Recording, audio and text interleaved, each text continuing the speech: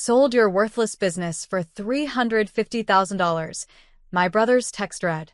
Family needs the money more than you. You've turned it into a circus. No one even knows who you are anymore.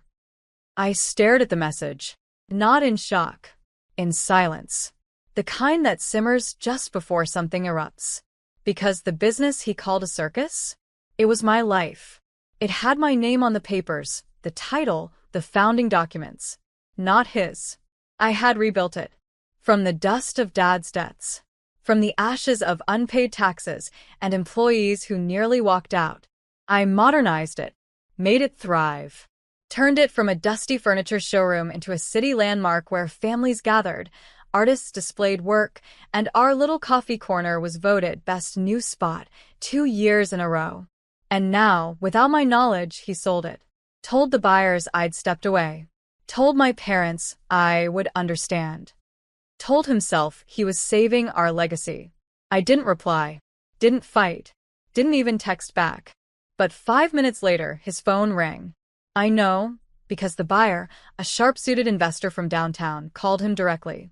Sir, why did you sell the city's most valuable business without the actual owner's consent? Why is her signature missing from the contract? That sound he made, that moment of stammering silence, was louder than any revenge. My name is Delaney Ford, I'm 33. And if you think you know how this ends, stay tuned. Because when you steal from a woman who built something from nothing, you better hope she stays quiet. I didn't. He called me 6 times that night. I let every call ring out. Let his voicemails pile up like junk mail I never asked for. Because the moment you try to sell something you didn't build, you don't get to beg for clarity. Especially not from the woman you erased. The buyer, Mr. Hallberg, was already 1 step ahead. By morning, I had an email from his legal team. Subject line: urgent, confirming true ownership. I replied with scanned documents, articles of incorporation, tax IDs, my name across every file, signature, stamp, date. They were stunned, polite but rattled. Hallberg called me directly. Ms. Ford, I want to apologize. I was told the business was under joint family ownership. I now realize that was false. It wasn't a mistake, I said calmly. It was a theft wrapped in confidence. He paused, then asked, What would you like us to do?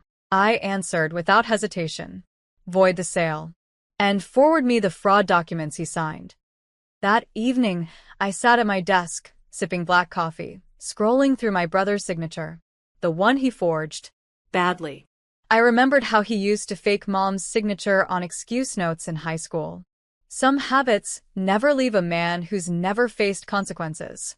But this time, he'd made the mistake on a document worth 6 figures.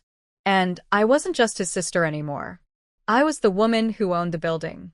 The logo. The brand. The proof. He thought I was quiet because I was weak. He forgot. Sometimes silence is just strategy. By Friday morning, the fallout began. My brother's name trended on local business forums. Fraudulent sale attempt at Ford and Company. The headlines weren't explosive, but they were clear. And in our town, clear is all it takes. He tried to spin it, of course. Posted a message online. Just a misunderstanding between siblings. Nothing legal. We're working it out as a family. I read it while drinking tea from the CEO mug he once mocked. Too flashy, he'd said. You're just a glorified manager. Turns out, glorified managers keep receipts. And backups. And timelines. That same afternoon, my attorney filed a formal cease and desist. Included the forged signature, timeline of communications, and a polite warning. Further action will include criminal investigation and civil damages.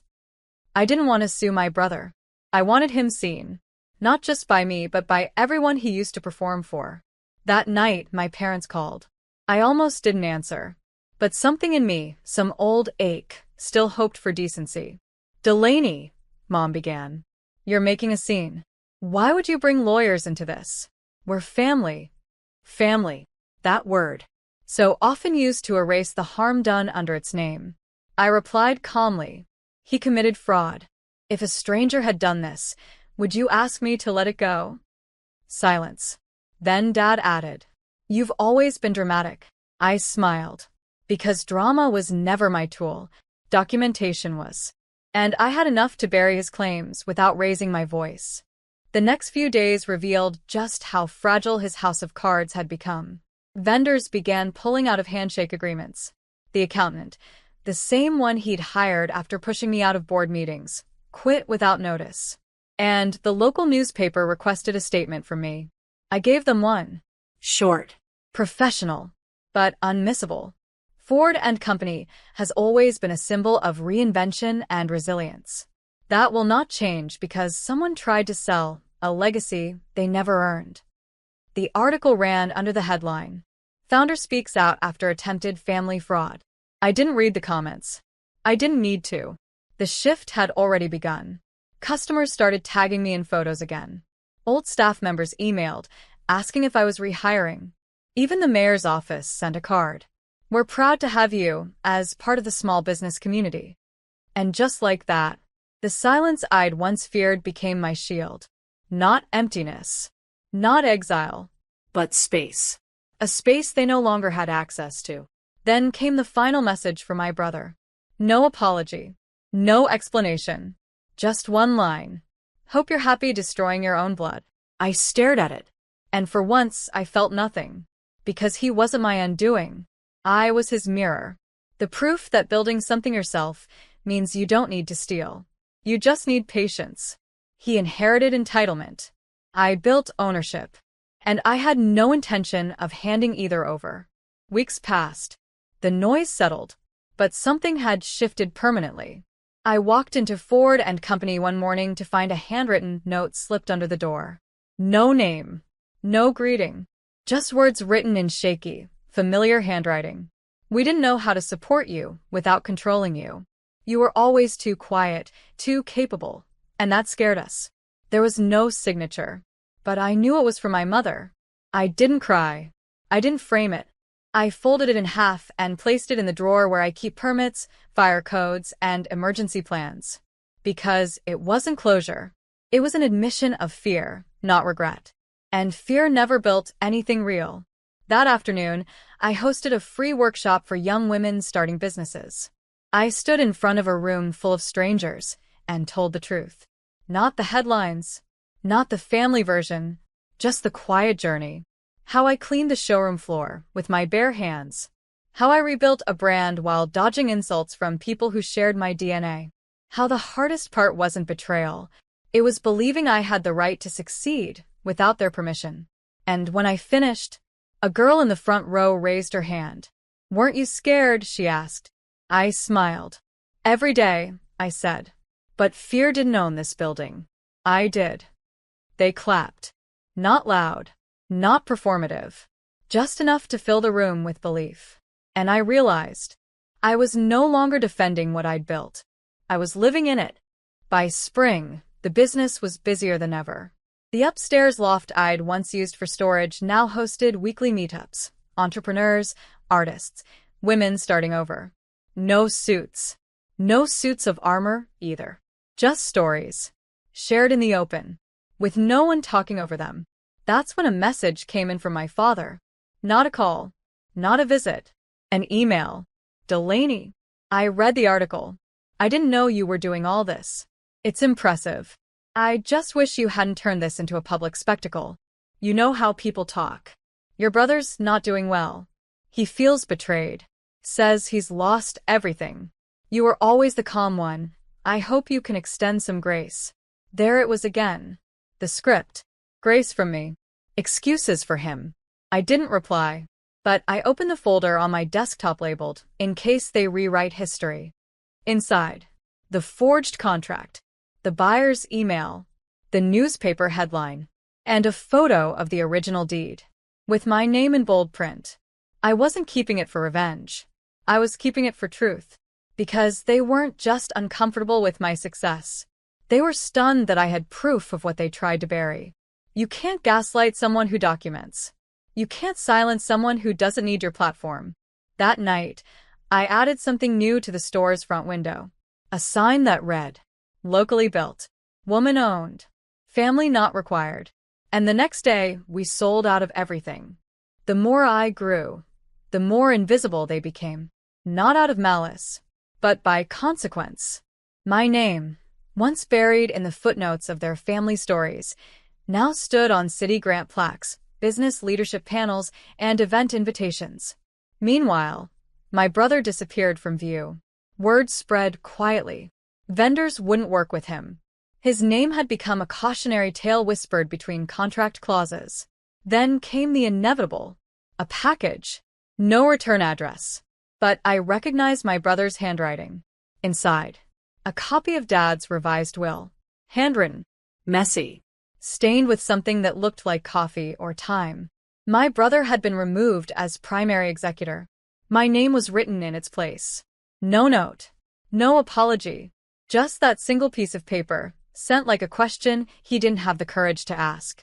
I stared at it, then filed it away with the rest. Because legacy wasn't just what they left behind.